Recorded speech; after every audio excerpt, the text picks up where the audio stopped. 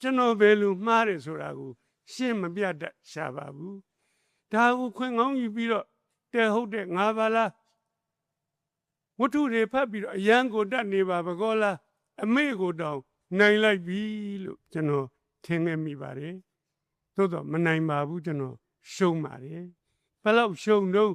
10 တန်းစာမေးပွဲကို6 နှစ်တိတိမဖြေဘဲနဲ့ရှုံးပါတယ်နည်းနည်းနော်မဟုတ်ဘူးနော်ကျွန်တော်နဲ့အတူတူ10 တန်းရောက်ပြီးတော့တစ်နှစ်ကြပြီးနောက်နှစ်အောင်တဲ့ကောင်နေဘွဲရပြန်လာပြီးကျွန်တော်မဖြေရသေးဘူးအဲ့ဒီ6 နှစ်မင်းဘာလုပ်နေသတုံးဟိုဝတ္ထုတွေကကျွန်တော်အားကြတယ်ဇက်လိုက်ကောင်လောက်တာအကုန်လိုက်လောက်တာပဲအဲ့ဒီဝတ္ထုကလည်းဗျာဇက်သိန်းတော့ဒီကောင်ကသူ့ချစ်သူနဲ့မညာဘူးဟိုးသူကတလွန်လွန်တဆွေးဆွေးတငင်းနေတငိုင်းငိုင်းနောက်ဆုံးစာကြောင်းမှာဘယ်လိုရေးထားလို့ဆိုသူသည်ဥခေါင်းကိုငိုက်ဆိုင်ချ၍တလန်ချင်းထွက်ခွာသွားလေတည်းဟာကောင်းမကွာအဲ့ဒီနေ့ကစပြီးကျွန်တော်လမ်းလျှောက်ရင်ခေါင်းငိုက်ဆိုင်ချပါလေဟိုးလွန်လို့ကလည်းကောင်းတလွန်လွန်တဆွေးဆွေးဟိုကောင်ကသူ့ချစ်သူနဲ့ကွဲလို့လွမ်းတာမင်းကဘာရှိလို့လွမ်းရတာတော့အဲ့ဒီဘာမှမရှိတာကြီးကဘိုးတောင်လွမ်းမို့ကောင်းသေးလွမ်းနေဗျာကာဒီဆောက်ရသည်ဟိမန္တနှင်းမုံလေးကြဟာလွမ်းနေမိုးရာသီဝတ္တန္တမိုးဆက်မိုးပေါက်တေးကြဘိုးတောင်လွမ်းသေးဗျာຫນွေဥအဆိုးဆုံးမြလေယူတွေတိုက်ရော့ဝါကလေးတွေကျွေးလေပွေတဲ့လွင့်သေတောင်သေချင်ပါတယ်လွန်အားကြီးလွန်းလို့အဲ့တော့ကျွန်တော်ကြောက်ဆယ်မှာနေတယ်ဗျကျွန်တော်တို့ကြောက်ဆယ်ဝန်းကျင်မှာအဲ့ဒီလူຫນွေဥပေါက်ရင်ပွင့်တဲ့ပန်းနေရှိတယ်ဗျအဲ့ဒီပန်းနေပွင့်ရင်ကျွန်တော်အရန်လွမ်းတာပဲဟိုသူများတွေလိုဗရောက်တွေခန်းတော်တွေကျွန်တော်ကကြပြမဆန်ပါဘူးပြောလိုက်ရင်ပန်းသိပါတယ်လက်ပံပွင့်ဗျလက်ပံမွေးရကျွန်တော်တို့ညာမှာကြတော့ပင်ကြီးမျိုးဗျယောက်ျား2 ယောက်ဖက်လို့မမီဘူးကြီးကြီးတွေပွင့်မြေဆိုတပင်လုံးကိုရဲหนีလို့10 ပင်15 ပင်လောက်စုပွင့်ကြပြီဆိုတော်လုံးကိုနီးနေတာပဲအရန်လွမ်းမှုကောင်းတယ်အဲ့ဒီကောင်တွေမပွင့်သေးဘူးဆိုကျွန်တော်မျောရတယ်ပွင့်ပြီဆိုရင်သိလွမ်းတာပဲဒါနေ့တိုင်းလက်ပံမွေးနေကျွန်တော်နဲ့တသနာတက်နေကြပြီရန်ကုန်မှာခြေချအသက်ကြီးလို့ခြေချနေတော့လက်ပံမွေ့မရှိဘူးဗျ။ဘာရှိလို့ဆိုစိတ်မန်းမွေ့နေရှိတယ်။နေတာချင်းတော့တူတယ်ဗျ။ကျွန်တော်လွမ်းလို့မရဘူး။ကိုယောဂာနဲ့ကိုပဲဗျ။အဲ့ဒီကောင်ကျွန်တော်သိမရင်းနေဘူး။ရှိရမှာပေါ့ကွာကျွန်တော်လိုက်ရှာတယ်ဗျ။လိုက်ရှာတော့တွေ့ပါတယ်။ရွှေတကုံမြောက်မုတ်ဆင်းမှာတပင်ရှိတယ်ဗျ။စက်မှုတက်ကတူထဲမှာအနောက်ဘက်တိုင်းနားမှာကပ်ရ2 ပင်ရှိတယ်ဗျ။နောက်တစ်ခါမယန်းကုန်းမီးပွိုင်နားမှာကပ်ရတပင်ခလန်းလန်းမှာ2 ပင်အရှိမြင်းမြိုင်ကွင်းလန်းမှာ2 ပင်ဒါကျွန်တော်သေချာသုတေသနလုပ်ထားတာပါຫນွေဥပေါက်ရင်လက်ပံမွေးနေပွင့်အဲ့ဒီနေရာကြီးကျွန်တော်ရောက်အောင်သွားရပါတယ်ဘာဖြစ်တာတုံးဆိုတော့တငယ်နာယောဂမကုံသေးတဲ့သဘောပါပဲပြီးခဲ့တဲ့3 နှစ်ကတော့နာဂစ်မုံတိုင်းတိုက်တော့ကျွန်တော်အိမ်ကလည်းအမိုးတွေပွင့်ကုန်တာပေါ့ဒါနဲ့အိမ်မိုးတွေပြင်းနေတော့ကျွန်တော်သမီးလေးကလာသတိပေးတယ်ဖေကြီးတဲ့ဖေကြီးလက်ပံမင်းနေလဲသွားကြည့်လိုက်အောင်နဲ့ဟာဟုတ်တာပေါ့လက်ပင်တွေကအများကြီးလဲတာပဲကျွန်တော်လက်ပံမင်းနေရှိတဲ့နေရာကိုကားတစ်စင်းနဲ့ရှောက်လှည့်ပတ်ကြည့်နာဂစ်ဆိုတဲ့ကောင်လှုပ်သွားတာလက်ကြံတော့မရှိပါဘူးလွမ်းเสียလက်စသိမ့်သွားတာပါပဲအဲ့တော့လက်ပံမွေးနေမြင်ကျွန်တော်လွမ်းနေဗျာရွာစီယိုမှာမိโกကလေးပတ်ဟောသိလွမ်းမှုကောင်းနေဗျရိုးပြငုတ်တိုတွေမြင်လွမ်းနေထောင်တဲ့ကောင်ကထောင်လဲတဲ့ကောင်ကလဲနွားကြီးတကောင်ကအဲ့ဒီရိုးပြငုတ်တိုတွေကိုတပြုတ်ပြုတ်နဲ့စားပိုးတောင်လွမ်းသေးဗျကုံငင်ကားကြီးတစ်စင်းကမိုးကားကြီးကိုခြုံအဝေးပြေးလမ်းကြီးမှာတိတ်မောင်းသွားဟာလွမ်းနေကွာလူကကြမ်းနေပြီးစိတ်ကကားကြီးနဲ့ပါသွားတယ်လို့ပါပဲအိုးလမ်းပေါ်မှာကောင်မလေးချောချောလေးတယောက်သွားဟာလွမ်းနေကွာဘာဆိုင်လို့လွမ်းတာလဲဘာမှမဆိုင်လို့လွမ်းတာပါပဲ ချောချောလေး3ယောက်သွားရင်3ဆလွမ်းပါတယ်အုပ်လိုက်ချက်သွားရင်သေသွားနိုင်ပါတယ်ဒီလိုလူစီစီရှိတဲ့နေရာကျွန်တော်မသွားဘူးတယောက်တည်းတလွန်လွန်တဆွေးဆွေးတငင်းငင်းတငိုင်းငိုင်းထိုင်ပြီးတော့နေလေရှိပါတယ်မင်္ဂလာဆောင်ဝေးဝေးကရှောင်းနေအဲ့ဒီတို့သမီးကကိုနဲ့ဘာလို့ညာလို့အဲ့လိုတွေးမိအရန်ခံစားရတယ်ဟုတ်လဲမဟုတ်ဖဲနဲ့ကျွန်တော်တွေးမိလေရှိပါတယ်ဘာကိုပြပြီးတော့ဆိုတော့နည်းနည်းကြောင်းလာတာကိုပြနေပါပြီအဲ့ဒီချိန်မှာကံလျော်စွာကျွန်တော်တငယ်ချင်းတယောက်ရန်ကုန်ကပြန်လာတယ်သူကကျွန်တော်ရဲ့ပိုလွန်စရာပိုကောင်းပါတယ်ဒီကောင်ကတော့10ရန်အောင်နေဗျသူ10ရန်အောင်တဲ့နှစ်မှာသူ့ဖေနဲ့အမေတနစ်တွင်မှာ80နောက်ဆင့်ကွယ်လွန်တူဒီသောသားဆိုတော့အိမ်ကြီးတိမ်မှာတယောက်တည်းတကောင်ကျွတ်ကြံခဲ့တယ်အားငယ်လွန်းလို့ရန်ကုန်ကိုဆင်းသွားတယ်ရန်ကုန်မှာသူ့ဘာကြီးရှိပါတယ်ဥပယီနဲ့သမီးများစာပေကျွန်တော်တို့ကြောက်ဆယ်ကပါပဲကျွန်တော်တငယ်ချင်းရဲ့ဘာကြီးတော်ပါတယ်တိမ်ငယ်လွန်းလို့ရန်ကုန်ဆင်းသွားဘာကြီးကသူ့ကိုမြင်တော့သိတာပေါ့မိဘနှစ်ပါးဆုံးတဲ့တဲ့ရင်ကလည်းကြားမျက်နှာကလေးကလည်းငယ်စကားပြောတော့တန်းကလေးကတိုးတိုးဒိန်ဒိန်လူလေးဟောတာဘာကြီးရဲ့စာအုပ်ဆိုင်ကြီးပဲကွမစိတ်ပြေလက်ပြောက်စာအုပ်ကလေးတွေကူရောင်းပေါ်လူလေးဟာရော့ဒီမှာငါတို့ပြင်းမြေဖတ်ဖို့စာအုပ်တစ်ထပ်ကွလက်သန်းလောက်ထူပါတယ်22အုပ်စပွဲပေါ်တင်ပြီးကျွန်တော်ငယ်ချင်းကဈေးကူရောက်အယောင်ပါတော့စာအုပ်ကလေးတုပ်ကိုယူဖတ်လို့ပြီးတဲ့စာအုပ်ကိုဒီဘက်ကိုပြောင်းပြီးတော့ပုံရွှေတကုံသွားဖျားဖူးပြန်လာတော့တအုပ်ကိုဖတ်ပြီးတာလေးဒီဘက်ပြောင်းပုံ22အုပ်သောစာအုပ်များကိုတလနီးပါးဖတ်တော့အားလုံးကုန်သွားတယ်ဒီနာကပုံဒီနာရောက်ဆိုင်ထဲမှာရှိတဲ့ဘာကြီးကိုလှမ်းပြောတယ်ဘာကြီးတဲ့ကျွန်တော်ကြောက်ဆယ်ပြန်တော့မယ်ဘာကြီးကဒီလေသံကိုသဘောကျတယ်ဗျအလားတော့ကလို့တိုးတိုးတိမ်တိမ်မဟုတ်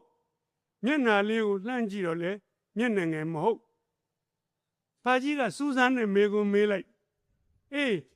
ပြန်ပြီးရင်ဘာလုပ်မလဲလူလေးရကျွန်တော်တက်ကတူဆက်တက်မယ်ဘာကြီးဟာဒီဖြေကိုပိုကြိုက်တယ်တဲ့ဘာကြီးရဲ့လှမ်းကြည့်တဲ့မျက်စိမှာဒီနာကအစာအုပ်ပုံဒီနာရောက်သွားတာလဲသတိပြုမိသွားပြီဘာကြီးကစာသမားဗျလူပါဟောဒီစာအုပ်ထက်ကိုပေးတာအကြောင်းမဲ့မဟုတ်ဒီယုံမြင်လို့ဒီခြုံထွင်တာလေငါပြစ်တယ်မြာမှန်သွားပြီငါတူရဲ့တသက်တာစိတ်ချရပြီအဲ့တော့ဟိုကောင်ကလည်းတငယ်ချင်းကောင်းမြဘာကြီးရဲ့ဒီစာအုပ်ကလေးတွေတော့ကျွန်တော်ကိုပိုင်ပေးလိုက်ပါတဲ့ဟောယူသွားလေလူလေးကမင်းကိုပေးပြီးသားပဲလေကွာဂုံလျှော်ရိုးလေးနဲ့စီးပြီးတော့ယူလာတယ်သူ့ဘုံမဟုတ်ဘူးသူ့တငယ်ချင်းဟိုကောင်တလွန်တဆွေးတငင်းငင်းတငိုင်းငိုင်းနဲ့အကောင်ဟိုကောင်ဆိုတာဒီကောင်ကျွန်တော်ကိုတတိယလို့စာအုပ်စည်းကလေးဆွဲယူလာစောက်ဆယ်ကြတော့ကျွန်တော်အိမ်ရောက်ဒီလိုစပွဲပေါ်ကိုစာအုပ်စည်းလေးတမင်အတန်မြောင်ဘုတ်ခနဲ့ချကျွန်တော်ရှိပါတယ်အဲ့ရကလေးပေါ်မှာပက်လက်ကလေးဘာလုပ်နေတော့လွမ်းနေပါတယ်သိသေးကြတာပေါ့ဘုကောင်ကပြောတယ်ဟဲ့အောင်နဲ့ငါရန်ကုန်ကပြန်လာပြီတဲ့မင်းမို့ဒီမှာစာအုပ်တွေပါလာတယ်ကျွန်တော်အဲ့ရကလေးမောကနေလှမ်းမေးလိုက်ပါတယ်ဘာစာအုပ်တွေများလဲတငယ်ချင်းရဲ့မေးပုံမေးနီးကခလွန်ဘုကောင်နာကြပြင်းကတ်ဟဲ့ကောင်လုံမနေနဲ့တဲ့ငါအားလုံးဖတ်ပြီးပြီမင်းပိုင်ယူလိုက်တော့သွားမယ်ကျွန်တော်လေသံမကြိုက်လို့မာရီကြောရီပြောပြီးတော့ထွက်သွားအိမ်တကားထွက်မှလှမ်းអော်လိုက်သေးဟဲ့ကောင်ဖတ်ပြောင်းဖတ်တော့တယ်သွား ချစ်သောတငယ်ချင်းရဲ့စေတနာကိုလေးစားလို့အဲ့ရကလေးမော်ကလွမ်းလွမ်းကလေးထားလာပါတယ်အပေါ်ဆုံးစာအုပ်ကိုကျွန်တော်လွမ်းလွမ်းကလေးယူကြည့်ဘသူရေးတဲ့စာအုပ်တုံးဆိုတော့စာရေးဆရာကြီးပြီးမုံနင်းရေးတဲ့စာအုပ်ပါစာအုပ်နာမည်ကလေးကြည့်တော့စိတ်ပညာတဲ့ခက်ခဲနဲ့နဲ့ရှုပ်ထွေးသိမ်မွေ့တဲ့စိတ်ပညာကိုဆရာပြီးမုံနင်းကဝကြတော်ကလေးများနဲ့ရှင်းလင်းလွယ်ကူအောင်ရေးတတ်ပါပြီတဲ့နမူနာလေးပြောပါလူတယောက်ဟာတဲ့ကိုယ်စိတ်ကိုနှိမ့်ရင်နှိမ့်နေမြင့်ရင်မြင့်နေကျွန်တော်ခဏနားပြီးတော့ကျွန်တော်စိတ်ကိုအကဲခတ်မှန်ပါတယ်ဆရာကြီးကျွန်တော်စိတ်ကဖြင့်အဝီစီရောက်နေပါပြီဘလောက်မြန်နှိမ့်တဲ့တော့ဆိုအဝီစီရောက်တဲ့လောက်ပြောရမလို့ပါပဲဆရာကဆက်ပြောတယ်လူတယောက်မှာတဲ့ဘဝရီမန်းချက်ရှိရမယ်ကွမင်းဘာဖြစ်ချင်တယ်လဲမင်းရဲ့ဝါသနာပီစားရိုက်နဲ့ကိုက်ညီတဲ့ရီမန်းချက်ကိုထားကွမင်းကဆရာဝန်ကြီးဖြစ်ချင်တာလားသူများရောင်လို့မရောင်ပါနဲ့အင်ဂျင်နီယာကြီးဖြစ်ချင်သလားစာရေးဆရာကြီးဖြစ်ချင်သလားတထေးကြီးဖြစ်ချင်သလားကိုဝါသနာပီစားရိုက်နဲ့ကိုက်ညီတဲ့ရီမန်းချက်ကိုထားမဖြစ်မနေလို့ကွဘယ်ရီမန်းချက်မှသိနှုတ်တာမရှိဘူးနော်ကိုဝါသနာနဲ့ကြိုက်လာတော့အဲ့လိုမဟုတ်ဘဲနဲ့လူတွေကအခုခါမှာရိုးရိုးရောင်ရောင်ကာလလို့ပြောရမလို့ပါပဲသူတယောက်ကဆရာဝန်ဆိုအကုန်လိုက်ပြီးတော့ဆရာဝန်တော့ကြတော့ဟိုသွေးမြင်တာနဲ့လန့်နေတဲ့ကောင်ဘယ်လိုလုပ်ဆရာဝန်လုပ်လူသေးမြင်တာနဲ့ခွဲဖို့ထားလို့အော်အန်နေတယ်သူများကအင်ဂျင်နီယာဟိုငါလည်းအင်ဂျင်နီယာတော့ကြတော့10ပေလောက်အမြင့်တက်ပြီးဒူးတုံနေပြီဘယ်လိုအင်ဂျင်နီယာဖြစ်စစ်ဘိုလ်လေးစိတ်ကောင်းတယ်သူများစစ်ဘိုလ်ငါလည်းစစ်ဘိုလ်တော့ကြတရင်ညိုပြောဖောက်တာနဲ့ထွက်ပြေးကိုဝါသနာနဲ့ကြိုက်တာလုပ်ပါတဲ့ကျွန်တော်တို့လောကတွန်တေးကိုသွားဟောရတယ်သွားဟောတော့တွန်တေးသိမ့်နံကတချင်းဆိုဝါသနာပါတာဗျကျောင်းပညာတုံပြီးအောင်မသင်ပါဘူးတချင်းဆိုရင်းနဲ့ကြော်ကြားအောင်မြင်သွားလိုက်တာဆရာဝန်ရောပြည်သူ့ကာရောအင်ဂျင်နီယာရောစစ်ဗိုလ်ချုပ်ရောအကုန်လုံးတွန်တေးသိမ့်နံတချင်းလိုက်အော်နေရတာပါပဲ40ကျော်ချစ်တို့လားခုနပြောတဲ့ဟိုခေါလုံးတန်တညံညံပေးတို့ဘာတို့ကုန်အော်နေကြတာပဲတချင်းမှာကိုယ့်ထက်တင်ထားတာပဲခေါလုံးတန်တညံညံဘယ်နာကြားလိုက်ကျွန်တော်ဖြင့်မလေးစားပဲကိုမနေနိုင်ဘူးရွာเจ้าကိုသတိမရပဲကိုမရှိနိုင်ဘူးဒီလူကိုချစ်လိုက်တာတော်လိုက်တာသူသေးတော့ရုပ်ရှင်မင်းသားမင်းသမီးတွေသိရင်ရေဝေးမှာတိတ်လူစီတာပဲလိုက်ပို့တာမဟုတ်ဘူးလိုက်ပို့တဲ့မင်းသားမင်းသမီးကိုကြည်တာကြည့်ဖို့လာတဲ့လူကရှုပ်နေတာတွန်တေးသိမ့်နံသေးတော့လိုက်ပို့တာစီလိုက်တာမှအစီဆုံးပဲဘယ်ကလာကြတာတော့ရွာတွေကလာကြတာကားတွေနဲ့အဲ့ဒီမှာလော့စပီကာတွေဖွင့်လာတာတွန်တေးသိမ့်နံတဲ့ချင်းတွေကိုဖွင့်ပြီးတော့ရေဝေးသုတ်တန်တွေကိုအော်ကြီးဟစ်ကြဝင်လာတာလူတွေကတချင်းကဖွင့်ထားကားဘောအကုန်လုံးကငိုလို့သူတို့ကြည့်ပြီးသုတ်တန်ရောင်းနေတဲ့ကောင်တွေကလည်းဘာမှမသိရောငိုလို့ဘလောက်ဩဇာကြီးတယ်လေကျွန်တော်ဟိုလွယ်ချေကျွန်တော်သားဆေးုံတရုံဆောက်ပြည်သူ့ကာဆိုတော့တွားတယ်နေဆက်တရုတ်နဲ့ဟိုဘက်ကတရုတ်မြို့ဒီဘက်ကမြန်မာမြို့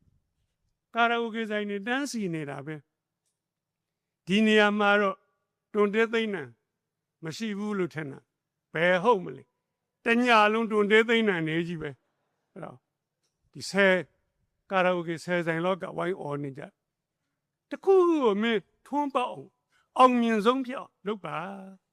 သေနှုတ်တာမရှိဘူးမင်းဈေးရောက်နာဝါသနာပါလားဈေးရောက်ခြင်းနဲ့ကမ္ဘာတန်းကျွယ်တတိဖြစ်သွားတဲ့လူတွေအများကြီးပါပဲအဲ့တော့ကိုရီမန်းချက်ဝါသနာနဲ့ကြိုက်ပါစေအဲ့ဒီရီမန်းချက်ထားပြီးပြီဆိုရင်တော့ မဖြစ်မနေကြိုးစားกว่าလွယ်လွယ်နဲ့တော့ဘယ်ဖြစ်မလဲပြုတ်ကြမှာပေါ့ပြန်လန်ကြမှာပေါ့လန်ကြပြန်တဲ့ပေါ့မယုတ်မချင်းတဲ့မျက်ခြေပြတ်မခံနဲ့တကားတို့ကိုခောက်ကြလို့တဲ့ဆရာပီမွန်းနဲ့ငါပြောတယ်ခောက်တော့သူတို့အတွက်တကားတို့သည်ပွင့်လိမ့်မည်တဲ့ကျွန်တော်ခဏနားပြီးတော့စဉ်းစားပါတယ်ကျွန်တော်တန်းထဲမှာလာဘဇာမေးဝဲတစ်ခါမှမအောင်ဘူးလာဘဇာမေးဝဲအောင်တဲ့တကားကိုရောမင်းဘယ်နှခါခောက်တော့တစ်ခါမှမခောက်ပါဘူးမအောင်နာပါဆန်းတယ်လေကျွန်တော်တန်းထဲမှာပထမတစ်ခါမှမရဘူးပါဘူးအဲ့ဒီတကားကိုရောမင်းဘယ်နှခါခောက်တော့စိတ်တော်မကူဘူးပါဘူးမရတာပါဆန်းတယ်လေဒီထဲမှာကျောင်းသူကျောင်းသားတွေပါရင်ပြောချင်ပါလေမင်းအခုတန်းထဲမှာပထမရပြီလားကွမရသေးဘူးဆိုရင်မင်းညံ့လို့မဟုတ်အဲ့ဒီပထမဆိုတဲ့တကားကိုမင်းခောက်ရကောင်းမှမသိသေးလို့ခောက်ချင်စိတ်မရှိသေးလို့မခောက်သေးလို့ပါလို့ကျွန်တော်အခိုင်အမာပြောပါမယ်အခုကျွန်တော်ကပြောပါပြီခောက်ပါလို့ပြောပါပြီခောက်ရင်မင်းပွင့်လိမ့်မယ်ကွဧကံမုတ်ချပွင့်ပါစေမယ်ဗျာလွယ်လွယ်တော့ဘယ်ပွင့်မလဲမပွင့်မချင်းခောက်ရမှာပေါ့ကျွန်တော်သမီးလေးကရက်ွက်မူလာရန်ကျောင်းမှာပထမနဲ့အောင်မြို့နယ်ကျောင်းရောက်စာတော်တာပဲငါးတန်းမြို့နယ်ကျောင်းလက်ပတ်စာမွဲစစ်လို့ရပုတ်ကလာပေးတဲ့ခါကျတော့ဟိုနားမှာကျွန်တော်စီကိုခြီလန်းမြန်မလာရဲဘူးသမီးရပုတ်ကပေးမလို့လားဟုတ်တယ်ဖေကြီးယူခဲ့လေခြီလန်းကရွေလေးဟဲ့ဘယ်လိုဖြစ်နေတာတော့ကျွန်တော်မထင်ပါဘူးကျွန်တော်သမီးကြမယ်ဆိုတာလုံးဝမယုံနိုင်ပါဘူးအဲ့တော့ position 1 2 3 4 5တော့ဝင်မှာပေါ့ယူခဲ့ဘာဖြစ်နေတာလဲမပြချင်ပြကြည့်လိုက်အိုးအော်စရာကောင်းလိုက်တာကျွန်တော်သမီးရဲ့အဆင့်က20ကျော်နေပါလေဘာသာဆုံးအောင်နေဗျဘာသာဆုံးအောင်ပြီးတော့အမှတ်တရလည်းကောင်းနေဗျဟဲ့ဘာဖြစ်လို့အဆင့်က20ကျော်ရတာတော့ဖေကြီးတဲ့ဒီเจ้าမှာသမီးဘယ်တော့မှတစ်မရနိုင်ပါဘူးတဲ့ဒီเจ้าမှာဆရာမနော်တင်ကြီးရဲ့တပည့်တွေနဲ့တိုးနေပြီနော်တင်ကြီးဆိုတော့ကရင်မစာသင်သိပ်ကောင်းစူးစမ်းသင်အဲ့ဒီเจ้าမှာကသူငယ်တန်းကိုသင်တဲ့ဆရာမက4တန်းထိလိုက်သင်ရတယ်သူတပည့်တွေနဲ့တက်သွားတာအဲ့ဒီတပည့်တွေ4တန်းရောက်ပြီးမှသူကပြန်ငယ်တန်းကိုပြန်ဆင်းနော်တင်ကြီးနဲ့အဲ့ဒီ4နှစ်မိသွားတဲ့ကောင်တွေကတော့ပြန်နေတာပဲသင်ချလဲတော့လက်ရည်တွေကလည်းကောင်းစီစနစ်ကကြအဲ့ဒီအုံနဲ့ကျွန်တော်သမီးကသွားတိုးတယ်ငါးတန်းမှာမရဘူးသမီးကျွန်တော်တငယ်ချင်းပေးတဲ့စာအုပ်22အုပ်စာအုပ်စင်မော်ကဖုန်နေခါသမီးကိုပေးဖတ်သမီးရဲ့သမီးကျွန်တော်လိုဖြစ်နေဖတ်သမီးရဲ့ဖတ်တော့အာမန်တက်ကျွန်တော်ကဂိုက်လုပ်ပေးရတာပေါ့လက်ရည်ကမမိဘူးသမီးရဲ့သူ့တငယ်ချင်း3ယောက်ကစာအုပ်တွေယူလာတယ်ပြဟိုးဝိုင်းဆက်လှဟုတ်တာပေါ့ဒီလက်ရည်မျိုးကျွန်တော်သမီးပဲရှင်းနိုင်မှဒီနေ့ကစပြီးဖေတို့လက်ရည်လှရေးအောင်သမီးရဲ့ဖေကြီးစစ်ပင်ရေးငါသမီးအလှဝိုင်းအောင်ရေးတာပေါ့အားပေးရတာပေါ့ဟာကောင်းလာပြီဟဲ့တော်လာပြီဟဲ့တလားလောက်ကြာတော့အတော်ဝိုင်းလာပါပြီငါသမီးရဲ့ဆက်ကြိုးစားသူတို့ကိုမိပြီသမီးကခေါင်းခါပြသမီးကမလှအောင်ရေးတာသူတို့ကဆရာမအမြင်ပြောသွားတာကိုလိုက်ရေးတာဖေအေးအဲ့လိုအမြင်လိုက်ရေးရင်လည်းလှအောင်ကြိုးစားဖို့သမီးရဲ့ကြိုးစားရင်ရပါလေလက်ရေးလှသွားအောင်ကတော့တလပဲပြောင်းရပါလေအမြင်ရေးတာကိုလှအောင်ကတစ်နှစ်ကြာပါလေခောက်နေပြီပေါ့သူ6တန်းနှစ်ကြာတော့ position 10နာကိုကပ်ပြီ10နာမဝင်သေးဘူးဆက်ခောက်ငါသမီးဆက်ခောက်9တန်းနှစ်ကြာတော့ 30တဲ့ငါတွင်နဲ့ဝင်လာပြီ8တန်းနှစ်ကြတော့1နှစ်3ကိုသူလည်းလူနိုင်သွားပါပြီကျွန်တော်ဒီတိုင်းပြစ်ထားလိုက်ဒီကလေးစိတ်လျှော့သွားမှာပေါ့အဲ့တော့ခောက်ပါတကားတို့ခောက်ပါသားသမီးတွေကိုကြတော့မိဘတွေကလေကူခောက်ပေးရတာပေါ့အဲ့လိုနည်းနဲ့8တန်းကြတော့သူဘာသာဆိုသူတငယ်ချင်းတွေကြီးကိုပဲအောင်သွားပါလေကျွန်တော်ပြောချင်တာကတကယ်ခောက်ရင်မြည်သူမဆိုပွင့်ပါမခောက်လို့ကျွန်တော်တို့မပွင့်ကြတာပါကျွန်တော်အဲ့ဒီစာအုပ်ကိုဖတ်ပြီးတော့အာမန်တက်သွားလိုက်တာနောက်တော့ကိုယူတော့လွန်ကလေးမဟုတ်တော့ပါဘူးစိတ်ပါလက်ပါယူအရင်မဆိုင်လှေတို့လိုက်ငွေရင်းတပြားမှမရှိဘဲနဲ့တန်းကြွယ်တတိဖြစ်တဲ့နီးနိုင်ငံခြားကအကြောင်းนี้ပြီးမွန်းနေကရေးကျွန်တော်စာရေးဆရာဖြစ်တော့မြန်မာနိုင်ငံထဲမှာတွေ့နေရပြီးခဲ့တဲ့4 နှစ်လောက်ကဟိုဟင်္ဒရာကတစ်ဖက်သွားဝဲကြီးတဲ့ကိုဝင်းထိန်နဲ့သူက3,000ကျော်လောက်တန်းပါလေဆပ်ကားနဲ့ခေါ်သွားဟင်္ဒရာကြော်ရင်မဲ့ဗျာအသက်6နှစ်ဖြတ်စူးကြုံနေတိုးရွာစီယိုးတွေဖောက်ထွက်ကိုဝင်းထိန်ငါကားဆိုရင်မမုန်းတော့ဘူးကွာကျွန်တော်နှမျောကိုဝင်းထိန်ကပြုံးနေသူ့ရွာရောက်တော့ရွာဦးမှာရွှေအောင်တဝင်းဝင်းနဲ့ဖះကိုဝင်းထိန်တဲတာဘုန်းကြီးကျောင်းဝင်းထဲမှာပြတ်သက်ဘုံဆောင်နဲ့နှစ်ထပ်ကျောင်းကြီးကိုဝင်းထိန်ကောင်းမှုအဲ့ဒီကျောင်းကြီးဘေးမှာပဲတိမ်ကျောင်းကိုဝင်းထိန်ဆောက်တာရွာလယ်မှာနှစ်ထပ်စာတင်ကျောင်းရှိရှည်ကြီးကိုဝင်းထိန်ကောင်းမှုပဲအဲ့ဒီကျောင်းရှိကွက်လက်ကွင်းမြင်မှာဆရာရဲ့ကျွန်တော်တို့ရွာကလူတွေကိုအသိဉာဏ်ပညာဖွံ့ဖြိုးတိုးတက်အောင်ဟောပေးစမ်းပါဆရာကုန်ကြစရိတ်အားလုံးသူတယောက်တည်းအခက်နေကိုဝင်းထိန်မင်းရတယ်ချမ်းသာလိုက်တာကွာအထေးသာလာကွာကျွန်တော်မေးတော့ဘယ်ဟုတ်မလဲဆရာဒီရွာမှာစားရမယ်တောက်ရမယ်ဆင်းရဲလွန်းလို့ငါဒီတိုင်းတော့မနေဘူးကွာတထေးဖြစ်အောင်ကြိုးစားမယ်ကွာဆိုပြီးတော့ရန်ကုန်ဆင်းလာပါဆရာ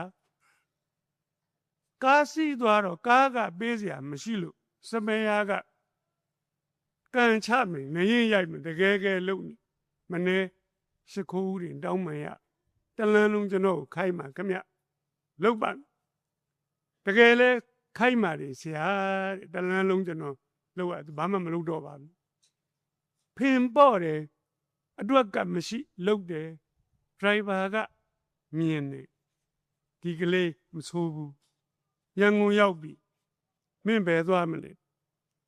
ကျွန်တော်သွားစရာနေရာမရှိပါဘူး။မင်းတော့ဒုက္ခရောက်တော့မယ်ကောင်မင်းကဲဒီလိုလို့ငါကားမှမင်းကုန်ထမ်းညကြတော့ဒီကားကိုစောင့်ပြီးတော့အိပ်ပေါ့ကွာဟာဟန်ကြလိုက်တာအလုပ်လေးရပြီအိပ်เสียကြောခင်းမှုနေရာရဒရိုင်ဘာကလည်းဟန်ကြညာတိုင်းကားဆောင်ပတ်စံပေးနေရ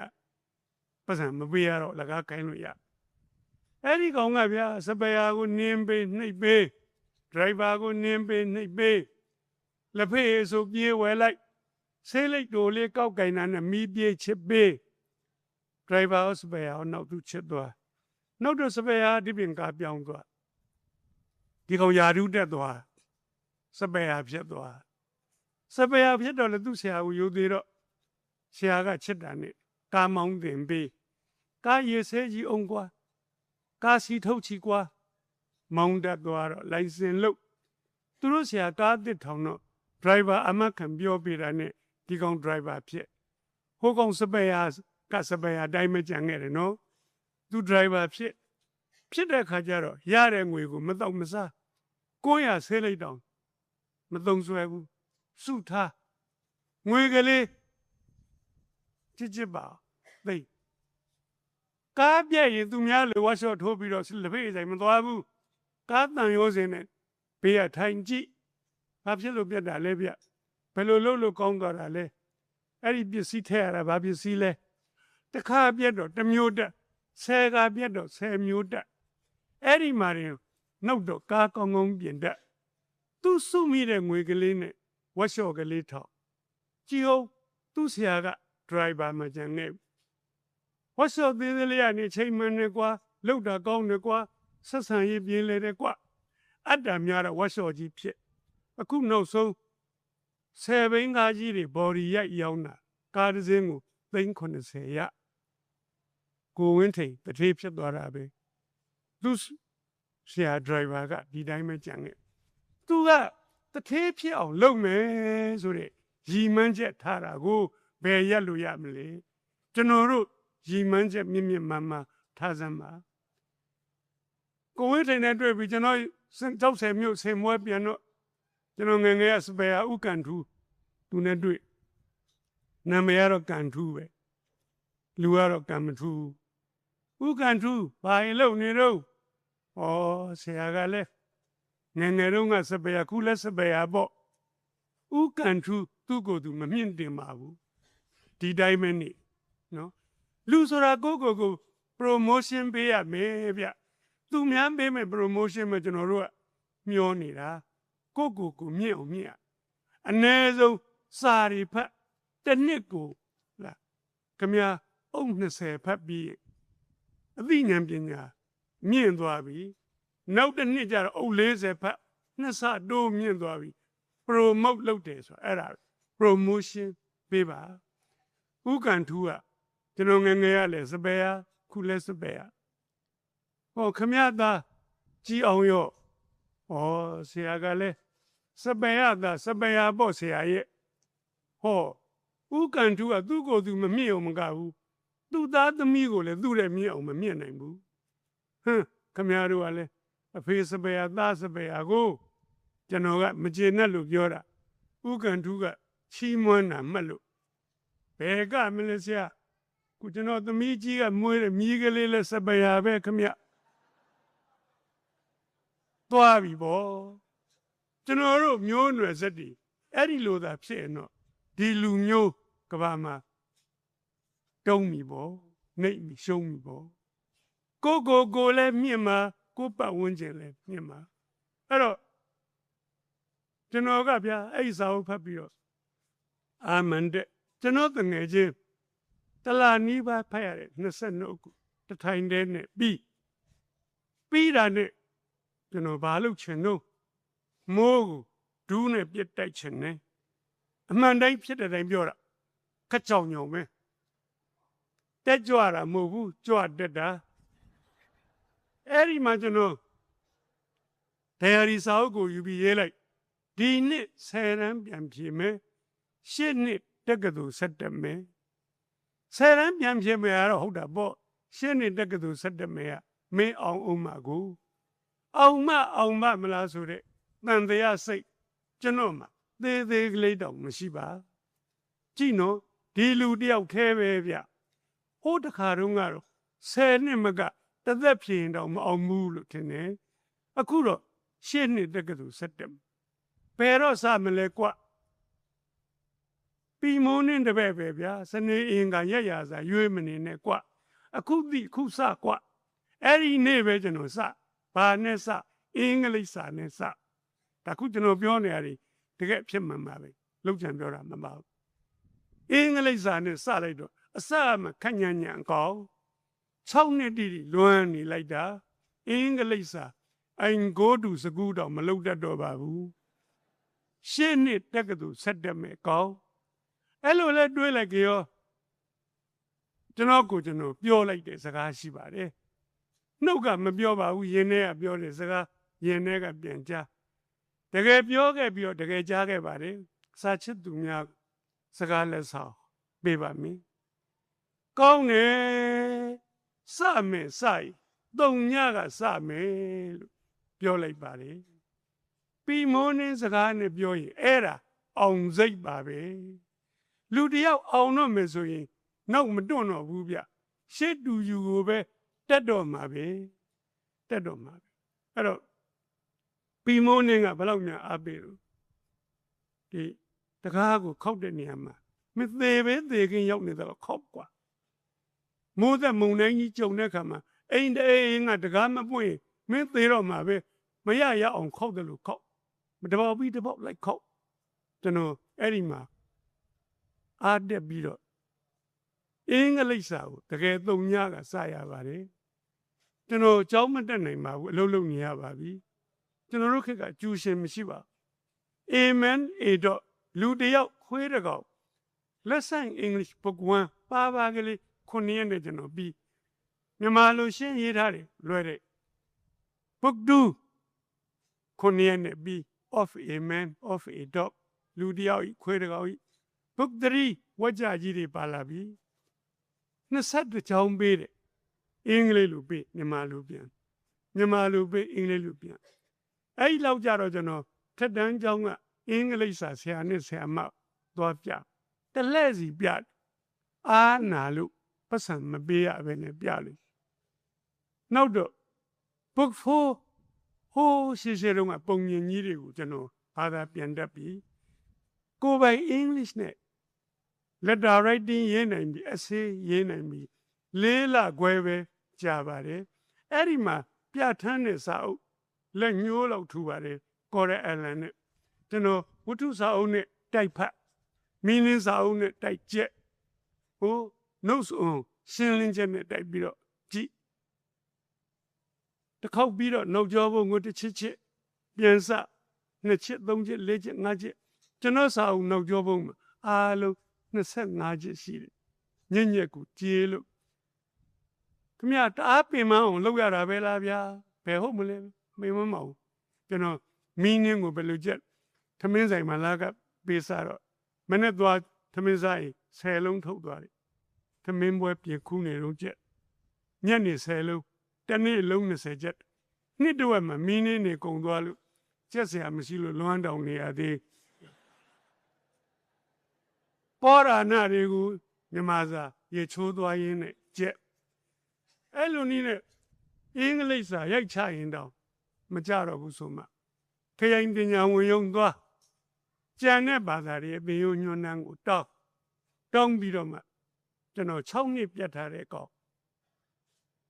ဘယ်လိုနည်းနဲ့မှခြေချော်လက်ချော်အကြမခံနိုင်ပါဘူးအားလုံးညံ့ညက်ကြအောင်လုပ်တလလိုမှအကုန်ပြီး revision ပြန်9ရက်လိုမှအကုန်ပြီးသိပါပြီကျွန်တော်မော်တော်ကားကိုဝေးကရှောင်ပါတယ်လမ်းလျှောက်လက်ကိုကားမတိုက်ရင်အောင်ပြီဒီ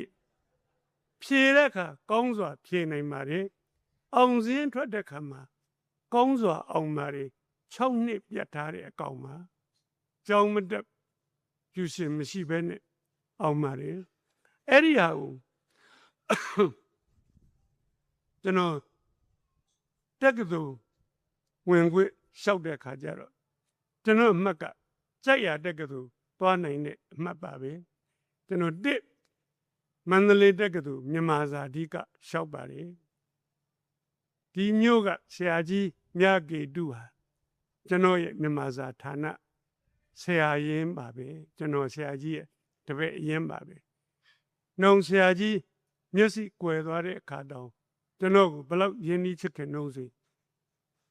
မရောက်တာကြာလို့ဆရာအိမ်သွားပြီးတော့နှုတ်ဆက်လိုက်ဦးဆရာနေကောင်းလားအတန်ကလေးကြားရုံနဲ့မောင်းတင်လိုက်ပဲกว่า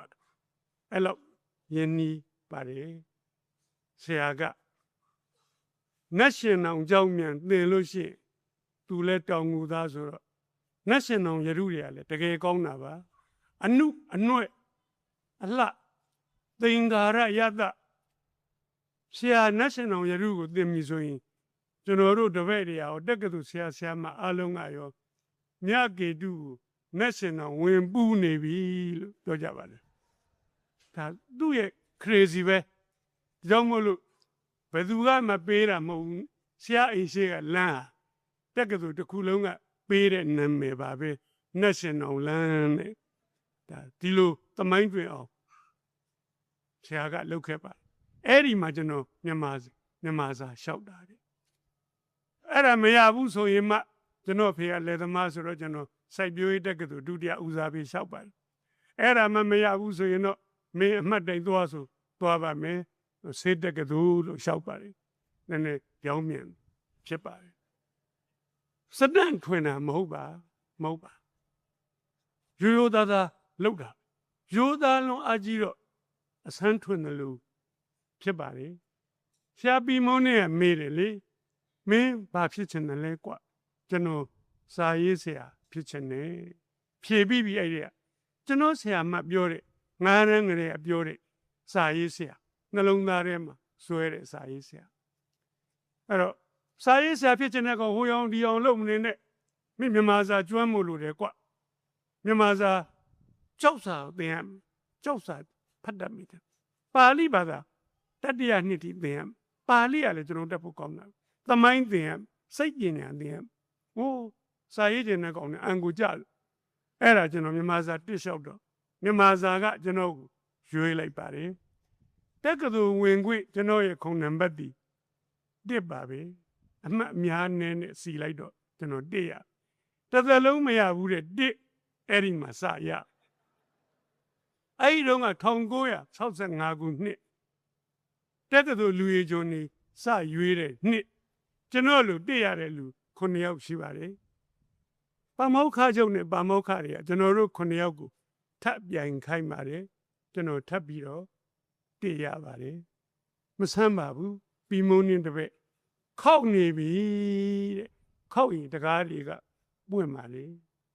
ဒါကြောင့်မို့လို့ခောက်ကြပါလို့ပြောချင်ပါလေအဲ့တော့တစ်ရတော့ကျွန်တော်တက္ကသိုလ်လူရည်ကျွန်းရွေးခံရပါလေလူရည်ကျွန်းစခန်းမှာတက္ကသိုလ်ပေါင်းစုံကလူ152ယောက်ရှိပါတယ်တလအဲ့ဒီမှာလည်းပဲထပ်ပြန်ရပါတယ်ကျွန်တော်ထပ်ပြီးတော့ဒုတိယရတဲ့လူနဲ့ကျွန်တော်မှတ်နေဆိုရင်20တောင်กว่าတယ်လို့သင်္นานမှုတွေကမှတ်ကျင်ညာတော့ပြောပါတယ်ဘာလောက်တာတော့ဆိုတော့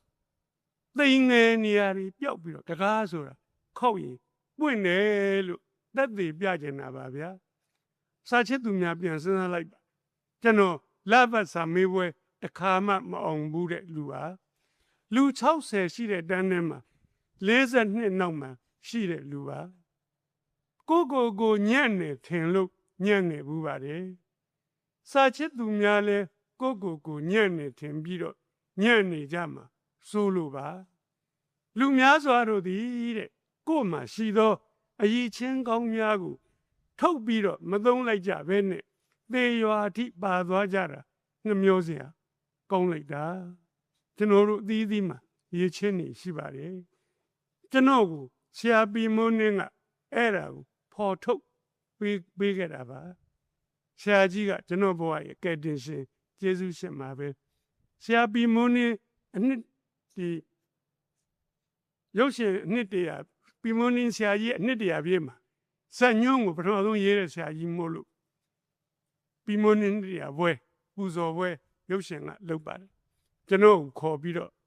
ပီမုန်းနေကြောင်းဟောခိုင်းပါလေဒါကလေးကိုဟောပြီးတော့ပူဇော်ရပါတယ်30မြို့သားဆရာမျိုးကိုသွားပြီးတော့လေပူဇော်ပါတယ်အဲ့တော့ဆရာကြီးနဲ့ကျွန်တော်နဲ့ကအသက်ချင်းမိဝင်မိထွက်ပဲကွာပါတယ်ဆရာကြီး1941မှာကွယ်လွန်ပါလေကျွန်တော်1941မှာမွေးပါတယ်သူကွယ်လွန်တဲ့နှစ်မှာကျွန်တော်မွေးတာပါပဲသူသေးပြီးမှမွေးမဲ့ကောင်ကိုညှောင်ကြားတဲ့ကောင်းမဆိုင်အောင်ဆွဲကယ်ခဲ့တယ်ဆရာစာပါပဲဆရာကိုပူဇော်ပြီးတော့တောင်ငူမြို့မှာချစ်စွာသောစာချစ်သူများကိုကျွန်တော်ဒါကလေးဟောတာပါကျွန်တော်ဘဝနဲ့ထင်ဟပ်ပြီးတော့ပြောတာပါတောင်ငူကိုဒီချိန်နဲ့ဆိုရင်ကျွန်တော်3ချိန်ရှိပါပြီဟောရတာ3ချိန်စလုံးပြီးတဲ့အထိဒီလိုပဲတောင်ငူပြိဿကအင်ပြည့်အပြည့်ချစ်ခင်စွာနဲ့ကောင်းစွာနားထောင်ကြတယ်စာရေးဆရာတိုင်းကိုပြောတယ်တောင်ငူကဖိတ်လို့ဆိုရင်ဝန်သားရသွားပြိဿကတော့အရန်ကောင်းမယ်အာရပါရပြောကျွန်တော်အဲ့ဒီလိုမှားလေးရှိပါတယ်စာချစ်သူများကိုကျွန်တော်ညီကုန်းချုပ်ပါတော့မယ်တကားတို့ကိုခောက်ဆန်းပါခောက်ကြပါဒီမှန်ချက်ကြီးထားစမ်းပါဟိုးတောင်ထုအမြင့်ကိုကြည့်ပြီးတော့စိတ်မမောလိုက်ပါနဲ့ လေကားတစ်ထစ်ချင်းတက်ရမှာပါအထုပ်ကိုခုံမတက်ရပါဘူးတစ်ထစ်ချင်းတက်ရင်နောက်ဆုံးတော့တောင်ထိပ်ရောက်သွားလိမ့်မယ်အဲ့ဒီခါမှာအောက်ကိုပြန်ငုံကြည့်လိုက်အိုးခရီးအများကြီးပောက်ခဲ့ပြီကောအံ့ဩပါလိမ့်မယ်ဘာတစ်ခုမှမလုပ်ဖဲနဲ့အောက်မှာကြံခဲ့တဲ့ကောင်ကအဲ့ဒီကောင်စတော့ကငါနဲ့အတူတူပါပဲကွမမီမကန်းနဲ့ပခုံးကိုလှမ်းဖက်တယ်မဖက်နဲ့မင်းမမီတော့ဘူးမင်းလည်းဖက်ချင်မင်းဝါသနာပိစစရိုက်နဲ့ကိုက်ညီတဲ့အထွတ်တစ်ခုကိုတက်ခဲ့ပါနောက်ကျသွားတယ်ဆိုတာမရှိဘူးနောက်ကျသွားတယ်ဆိုတာမရှိပါဘူးတတိယတဲ့ချိန်လုံမယ်ကြွလို့ဆုံးဖြတ်တဲ့ချိန်ဟာချိန်ကောင်းပါပဲတက်ပါသူကမင်းတဲ့10နှစ်စောရောက်ချိန်ရောက်မင်းကနောက်10နှစ်မှရောက်ပြီမဲ့လဲပဲအတူတူပဲလှမ်းပြီးတော့ပခုံးဖက်လို့ရပါတယ်ကျွန်တော်တို့စောစောကပြောတဲ့ကိုကန်ထူးလို့ကိုလည်းမမြင့်ကိုသားစဉ်မြေဆက်ကိုလည်းမမြင့်မလုပ်ကြပါနဲ့အ ਨੇ ဆုံးတော့စာဖတ်ပြီးတော့ဉာဏ်ရည်မြင့်အောင်မြင့်ပါဉာဏ်ရည်မြင့်တာနဲ့မြတ်လုပ်ရည်ကံရည်တွေတိုးမြင့်လာပါလိမ့်မယ်လုပ်ငန်းကံငန်းတွေကိုမြင့်ပါအ ਨੇ ဆုံးတော့တထေးဖြစ်အောင်လုပ်ပါဟာဆရာကလည်းတထေးဖြစ်အောင်များအနှိမ့်ဆုံးလို့အ ਨੇ ဆုံးလို့ပြောနေသလားအဲ့ဒါအ ਨੇ ဆုံးအနှိမ့်ဆုံးပါပဲမခက်ပါဘူးမလုပ်ကိုမလုပ်ကြလို့စွန့်စားတကားကိုမခောက်ကြလို့ဘယ်တထေးမှခွက်လန်အောင်ရှုံးပြီးတော့ကုန်းမထားရတဲ့လူမရှိပါဘူးအဲ့ဒီအရှုံးကိုမကြောက်ပါနဲ့ကုန်းထားဖို့သာမလျော့ဆိုဝိရိယမလျော့ပါစေနဲ့ထားရင်ဘယ်နှခါလဲတက်ပါနောက်ဆုံးတော့ဇွဲကောင်းတဲ့မင်းရီမန်းချက်ကိုရောက်မှာပါစာချစ်သူများအားလုံးကိုမြင့်မှာကိုမိသားစုဘဝမြင့်မှာကျွန်တော်တို့ပတ်ဝန်းကျင်ကိုမြင့်မှာကိုမျိုးမြင့်မှာအဲ့ဒီလိုအားလုံးမြင့်အောင်မြင့်ကျွန်တော်တို့တနိုင်ငံလုံးမြင့်တက်ပါလိမ့်မယ်ဥစွာပထမတူးချင်းစပြီးတော့မြင့်ချင်းအဖြစ်လေရင်းသားစောချစ်လို့တောကြိုတောင်ကြားကသိငယ်မှုကြီးအောက်ကိုဖီးစည်းနေတဲ့ကောင်တောင်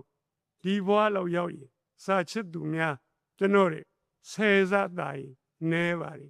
အစရာထောင်တာလွန်တိုးတဲ့အောင်မြင်ကြပါစေလို့ဆုတောင်းရင်းနေကုန်